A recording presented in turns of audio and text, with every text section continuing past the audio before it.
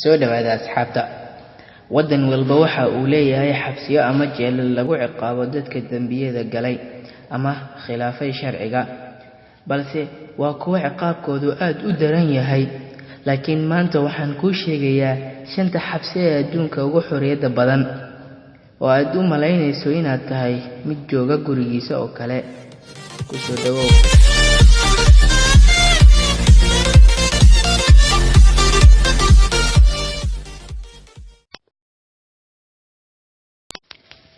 Iron Heath Prison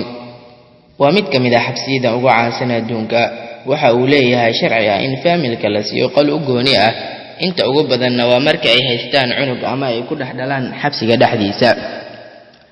kadib cunuga waxa loo dirayaa banaanka laguna xanaaneynayaa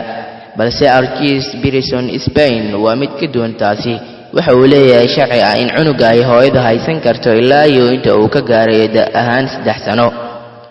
qolkeeduna waa mid khaas u ah qolka hooyadu dhirkeedu waxa uu gaarayaa 150 cagood oo laba jibaaran waxa uu leeyahay xabsigaasi meel ay caruurtu ku ciyaari karaan 4 Cebu Prison Philippines xabsigani waxa uu ku yaalaa Philippines waxa ayna maxaabiistu inta badan waqtigooda ku qaataan heesaha iyo qoobka ciyaarka iyaga oo dooranaya lambarada muusikada xabsigani wuxuu caan ku yahay dib u soo nooleynta programkaasina waxa lagu magacaabaa CBDRC Dancing in Might programkani waxa uu ku saabsan yahay doobista jadwalka joogtada ah ee maxaabiista jeelka ku jirta waxayna noqdeen kuwa caan ah dadkuna ay daawadaan lana socdaan hawshooda 3 Bandok Bamboo Indonesia xabsigani waa mid naxdin weyn ku ah qof kasto oo arkay inay raaxo badan tahay tani waxay muujinaysaa musuqmaasuq qaar ka mid ah xabsiyada adduunka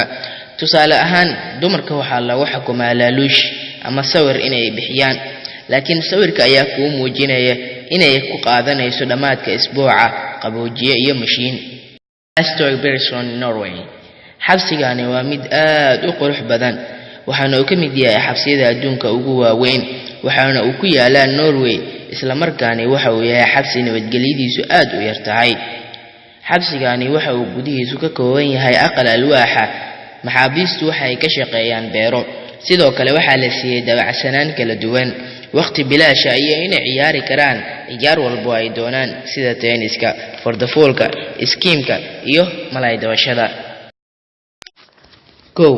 Justice Center Lisbon Austria waa xabsi ku yaala Austria xabsigan wuxuu ka mid yahay xabsiyada ugu faaca weyn adduunka isla markaana waxa uu ku jiraa xabsiyada ugu quruxda badan adduunka maxaabiistu waxa la siiyay xuquuq isku mid ah maxaabiistu sidoo kale waxa loo dhaqmaa sida qofka gurigiisa jooga oo kale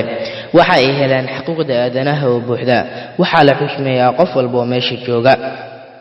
xabsigani darbiyadiisu waxay ka samaysan yihiin dahaar ama alwaax saafi ah oo leh galaas xitaa waxa ku jira balakoonada oo leh alwaax saafi ah oo leh dahaar galaas waxay haystaan musqulo u gaar ah iyo jiko u gaar ah sidoo kale maxaabiistu waxa loo ogol yahay inay xidhan karaan dharkooda caadiga ah iyo inay daawan karaan TV waliba ay isticmaali karaan internet isla markaana ay isdhaxgali karaan oo ay wada ciyaari karaan